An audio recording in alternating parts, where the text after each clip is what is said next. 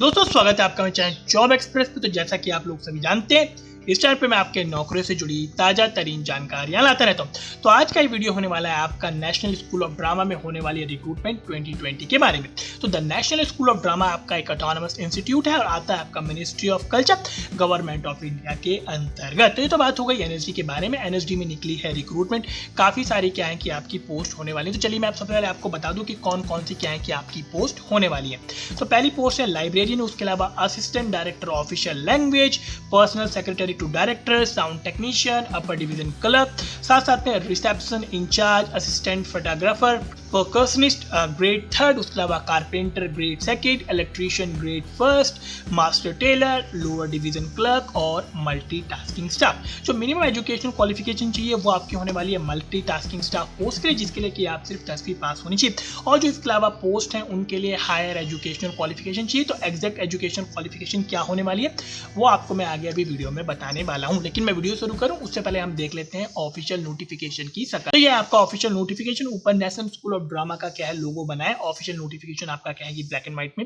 इस नोटिफिकेशन के अलावा एक और नोटिफिकेशन है जिसमें मोड ऑफ सिलेक्शन के बारे में बात की गई है कि यानी कि हर पोजीशन के लिए सिलेक्शन प्रोसीजर आपका क्या होने वाला है। बाकी जो मेन नोटिफिकेशन है वो आपका ये है और इसी में हर एक जानकारी जैसे कि एज लिमिट, एजुकेशन क्वालिफिकेशन, पे स्केल आपका क्या है ये सारा कुछ दिया गया है। चलिए बिना किसी देरी के शुरू करते हैं आज का वीडियो और जानते हैं हर एक डिटेल एनएसडी रिक्रूटमेंट 2020 के बारे में।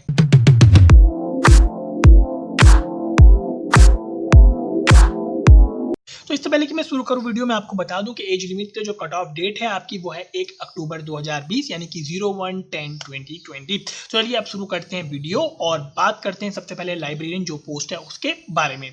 तो लाइब्रेरियन की जो पोस्ट है उसमें सिर्फ एक ही वैकेंसी होने वाली है और वैकेंसी आपकी है अनरिजर्व कैटेगरी की।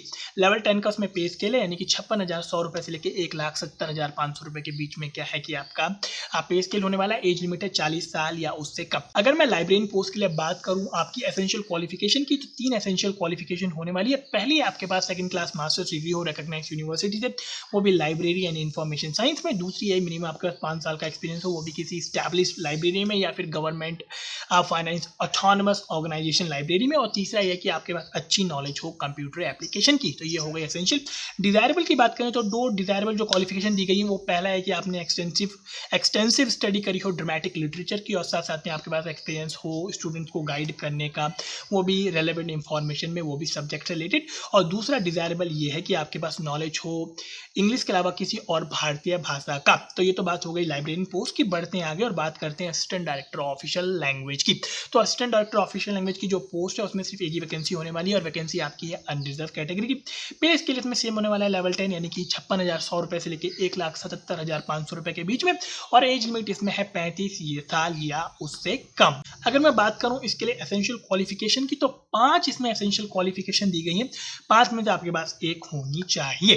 तो पहली आपकी एसेंशियल क्वालिफिकेशन क्या है कि मास्टर्स डिग्री हो आपके पास हिंदी में और इंग्लिश आपके पास एज अ सब्जेक्ट हो डिग्री लेवल पे। और ये नहीं है तो आपके पास मास्टर्स की डिग्री हो इंग्लिश में और हिंदी आपके पास एज अ सब्जेक्ट हो डिग्री लेवल पे। तीसरा ऑप्शन है कि आपके पास मास्टर्स की डिग्री हो किसी भी सब्जेक्ट में और हिंदी और इंग्लिश आपके पास एज अ सब्जेक्ट हो डिग्री लेवल पे।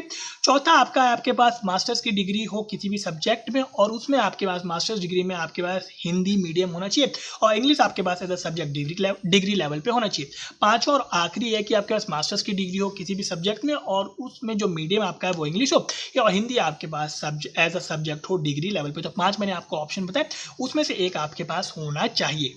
अगर एक्सपीरियंस की बात करूं तो एक्सपीरियंस में भी 2 ऑप्शन है, दोनों में से एक आपके पास होना चाहिए। पहला एक्सपीरियंस है कि आपके पास 3 साल का एक्सपीरियंस हो, वो भी यूजिंग हिंदी और साथ साथ में ट्रांसलेशन वर्क में। तो यूजिंग हिंदी और ट्रांसलेशन वर्क में आपके पास मिनिमम 3 साल का एक्सपीरियंस हो।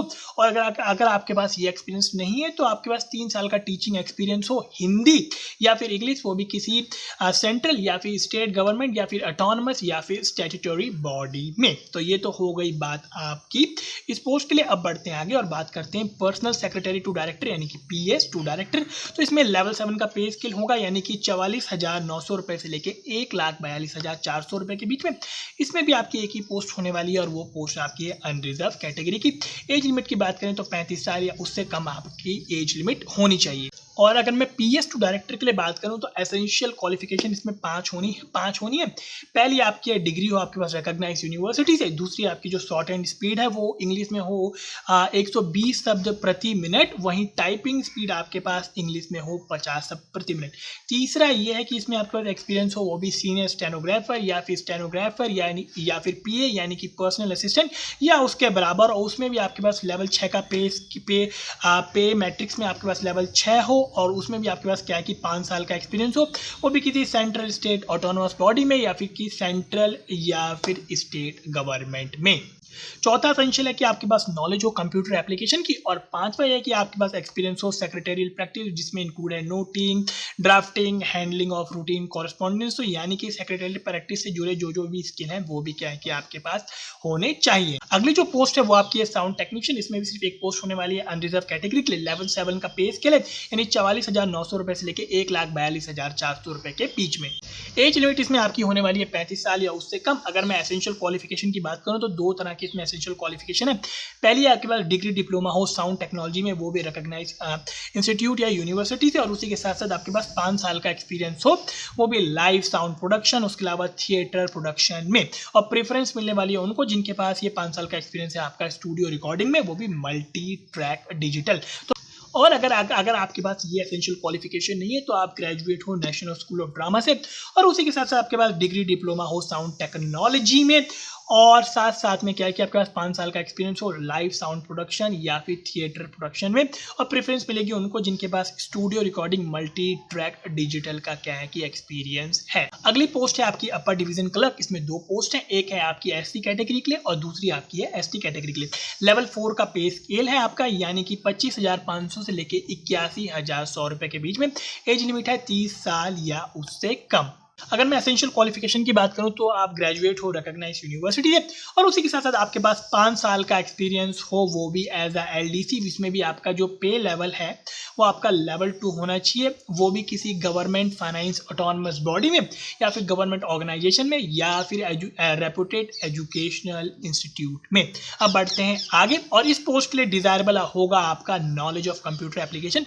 अब बढ़ते हैं आगे, अगली पोस्ट है आपकी रिसेप्शन इंचार्ज। एक ही वैकेंसी है और वो आपकी होने वाली अनरिजर्व कैटेगरी के लिए। लेवल 4 का पे स्केल है, यानी 25,500 से लेके 81,100 रुपए के बीच में। एज लिमिट आपकी है 28 साल या उससे कम। एसेंशियल क्वालिफिकेशन की बात करें तो ग्रेजुएट हो आप रिकॉग्नाइज्ड यूनिवर्सिटी से, और सर्टिफिकेट ऑफ ट्रेनिंग हो आपके पास, वो भी ऑपरेटिंग ऑफ पीबीएक्स या फिर पीएबीएक्स पोर्ट, और साथ साथ में आपके पास 3 साल का एक्सपीरियंस हो, वो भी लाइन में। डिजायरेबल होगा अगर आपके पास है नॉलेज ऑफ कंप्यूटर एप्लीकेशन और साथ साथ में 3 साल का वर्किंग एक्सपीरियंस, वो भी रेपुटेड ऑर्गेनाइजेशन में। अगली पोस्ट है आपकी असिस्टेंट फोटोग्राफर। एक पोस्ट आपकी होने वाली है अनरिजर्व कैटेगरी की, और पे स्केल होगा आपका लेवल 4 का, यानी 25,500 से लेके 81,100 रुपए के बीच में। एज लिमिट आपकी है 30 साल या उससे कम। एसेंशियल क्वालिफिकेशन की मैं बात करूं तो आप 12वीं पास होनी चाहिए, साथ साथ में आपके पास डिप्लोमा ऑफ फोटोग्राफी हो रिकॉग्नाइज्ड इंस्टीट्यूशन से, और साथ साथ में आपके पास 5 साल का एक्सपीरियंस हो, वो भी डिजिटल फोटोग्राफी में और साथ साथ में डिजिटल फोटो एडिटिंग में। डिजायरेबल होगा अगर आपके पास एक्सपीरियंस है सिने फोटोग्राफी का। अगली पोस्ट है आपकी परकशनिस्ट ग्रेड 3। एक ही पोस्ट होने वाली है अनरिजर्व कैटेगरी के लिए। पे जो स्केल है आपका वो लेवल 4 का है, यानी कि 25,500 से लेके 81,100 रुपए के बीच में। एज लिमिट आपकी है 30 साल या उससे कम। एसेंशियल क्वालिफिकेशन है आपके पास प्रोफिशिएंसी होनी चाहिए, वो भी प्लेइंग द इंस्ट्रूमेंट्स, यानी कि इंस्ट्रूमेंट्स प्ले करने में आपके पास प्रोफिशिएंसी होनी चाहिए, और साथ साथ में आपके पास बैकग्राउंड नॉलेज और 3 साल का एक्सपीरियंस हो, वो भी प्लेइंग फॉर थिएट्रिकल पर्पस, यानी कि आपके पास बजाने का अनुभव हो, वो भी थिएट्रिकल पर्पस, जैसे कि ओपरास हुआ आपका, डांस, ड्रामा, सॉन्ग एंसेम्बल्स और म्यूजिकल्स में। अगली जो पोस्ट है उससे पहले मैं आपको बता दूं कि डिजायरेबल इस पोस्ट के लिए परकशनिस्ट की पोस्ट के लिए होगा आपका ग्रेडेड आर्टिस्ट ऑफ AIR, यानी कि ऑल इंडिया रेडियो और दूरदर्शन। अगली पोस्ट है आपकी कारपेंटर ग्रेड 2। एक ही पोस्ट है अनरिजर्व कैटेगरी की। लेवल 4 का पे स्केल, यानी कि 25,500 से लेके 81,100 रुपए के बीच में। एज लिमिट 30 साल या उससे कम। एसेंशियल क्वालिफिकेशन इसमें है डिप्लोमा ऑफ आपके पास कारपेंट्री में या फिर वुड क्राफ्ट में, वो भी ITI, और साथ साथ में आपके पास 3 साल का एक्सपीरियंस हो, वो भी सेट कंस्ट्रक्शन, मॉडल, फर्नीचर और प्रॉपर्टी मेकिंग का, वो भी किसी रेपुटेड ऑर्गेनाइजेशन में। और प्रेफरेंस मिलने वाली है जिनके पास ये एक्सपीरियंस क्या है कि आपका थिएटर फील्ड में है। डिजायरेबल इस पोस्ट के लिए होगा नॉलेज ऑफ वुड मार्केट और साथ साथ में वुड वैरायटीज। अगली पोस्ट है आपकी इलेक्ट्रीशियन ग्रेड 1। ग्रेड 1 आप कह सकते हैं उसको, एक पोस्ट है अनरिजर्व कैटेगरी की लेवल 4 का पे स्केल है जो मैंने आपको अभी काफ़ी बार बता दिया, यानी 25,500 से लेकर 81,100 रुपये के बीच में, एज लिमिट 30 साल या उससे कम। एसेंशियल क्वालिफिकेशन आपकी क्या है इलेक्ट्रिशियन के लिए, तो पहली है 10वीं पास, दूसरा है आपके पास वायरमैन का लाइसेंस हो, अगर आपके पास वायरमैन का लाइसेंस नहीं है कॉम्पिटेंट अथॉरिटी से तो आपके पास ITI हो इलेक्ट्रिकल ट्रेड में, और तीसरा है आपके पास 5 साल का एक्सपीरियंस हो, वो भी एज एन इलेक्ट्रिशियन, वो भी किसी थिएटर या फिर स्टूडियो या फिर इंडस्ट्रियल अंडरटेकिंग यानी रेपुटेड इंडस्ट्रियल अंडरटेकिंग में। अब बढ़ते हैं आगे, अगली जो पोस्ट है वो आपकी है मास्टर टेलर की, एक ही पोस्ट है अनरिजर्व कैटेगरी की, लेवल 4 का पे स्केल जो मैंने आपको अभी काफ़ी बार बता दिया। एज लिमिट इसमें है 18 से लेके 28 साल के बीच में। अगर मैं बात करूं एसेंशियल क्वालिफिकेशन की, तो डिप्लोमा है आपके पास टेलरिंग में, वो भी CTI से या फिर ITI से, और साथ साथ में आपके पास 5 साल का एक्सपीरियंस हो, वो भी कटिंग और स्टिचिंग में, और प्रेफरेंस मिलने वाली है जिनके पास क्या है कि थिएटर कॉस्ट्यूम्स का क्या है कि आपके पास एक्सपीरियंस है कटिंग और स्टिचिंग में। अगला है आपकी पोस्ट है लोअर डिवीजन क्लर्क, एक ही पोस्ट है और ये पोस्ट आपकी होने वाली है OBC कैटेगरी के लिए, लेवल 2 का पे स्किल्स में होने वाला है, यानी 19,900 से लेके 63,200 रुपये के बीच में। एज लिमिट आपकी 18 से लेके 28 साल के बीच में। क्वालिफिकेशन की बात करूं तो सीनियर सेकेंडरी यानी 10+2 या उसके बराबर आपने पास किया हो रिकॉग्नाइज बोर्ड या यूनिवर्सिटी से, साथ साथ में टाइपिंग स्पीड हो आपके पास 35 शब्द प्रति मिनट इंग्लिश में या फिर 30 शब्द प्रति मिनट हिंदी में, वो भी कंप्यूटर पर। और जो लास्ट आपकी पोस्ट बची वो है मल्टीटास्किंग स्टाफ, लेवल 1 का पे स्केल यानी 18,000 से लेकर 56,900 रुपये के बीच में। एज लिमिट 18 से लेकर 28 साल, और साथ साथ में आपके पास जो क्वालिफिकेशन चाहिए वो चाहिए सिर्फ 10वीं पास या उसके बराबर का आपका एग्जाम। और जो मल्टीटास्किंग स्टाफ है उसकी 13 पोस्ट होने वाली है, अनरिजर्व की 5, SC की 2, ST की 1, OBC की 4 और EWS के लिए 1। ये तो बात हो गई एजुकेशन क्वालिफिकेशन, आपकी एज लिमिट और सबकी। इसके अलावा जो मैंने आपको एज बताई ये नॉर्मल एज है, और इसके अलावा SC, ST और OBC कैटेगरी के जो कैंडिडेट्स हैं उनको क्या है कि एज रिलैक्सेशन इसमें दिया गया है। इसके अलावा अगर मैं बात करूँ एप्लीकेशन फीस की, तो 200 रुपये फीस होने वाली है अनरिजर्व कैटेगरी के लिए, 100 रुपये होने वाली है OBC non creamy layer candidates के लिए। उसके अलावा कैंडिडेट जो कि बिलोंग करते हैं SC, SC, साथ साथ में विमेन और पर्सन विद डिसेबिलिटी और एलिजिबल है रिजर्वेशन के लिए, उनके लिए किसी भी तरह की क्या है कि आपकी एप्लीकेशन फीस नहीं होने वाली है। इसके अलावा अगर मैं बात करूं लास्ट डेट क्या होने वाली है एप्लीकेशन को अप्लाई करने की, तो वो आपकी है 6 नवंबर 2020 यानी कि 06/11/2020।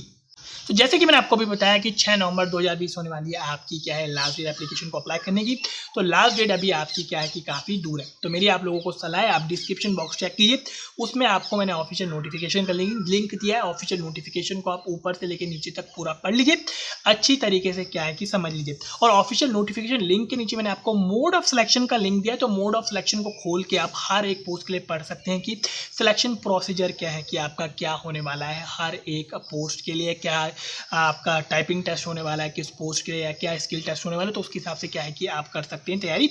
और उसके ही के नीचे मैंने आपको अप्लाई नाउ का लिंक दिया है, तो अप्लाई नाउ के लिंक को टैप करके आप क्या कर सकते हैं, अप्लाई कर सकते हैं किसी भी पोजीशन के लिए।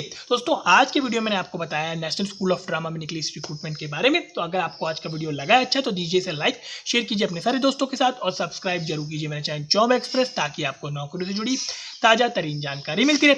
इसके अलावा आप फेसबुक और कोरा पे मेरा जॉब एक्सप्रेस का पेज फॉलो कर सकते हैं। पेज को फॉलो करने का सिंपल सा फायदा यह है कि वहां पर मैं इन नौकरियों के अलावा भी ढेर सारी नौकरियों की जानकारी पोस्ट करता रहता हूं। इसके अलावा आप मुझे मेरे इंस्टाग्राम पे फॉलो कर सकते हैं, इंस्टाग्राम का लिंक भी मैंने आपको डिस्क्रिप्शन बॉक्स में दिया। तो चलिए दोस्तों मिलते हैं आपसे अगले वीडियो में एक और नई नौकरी के साथ। तो आज का वीडियो देखने के लिए बहुत बहुत धन्यवाद।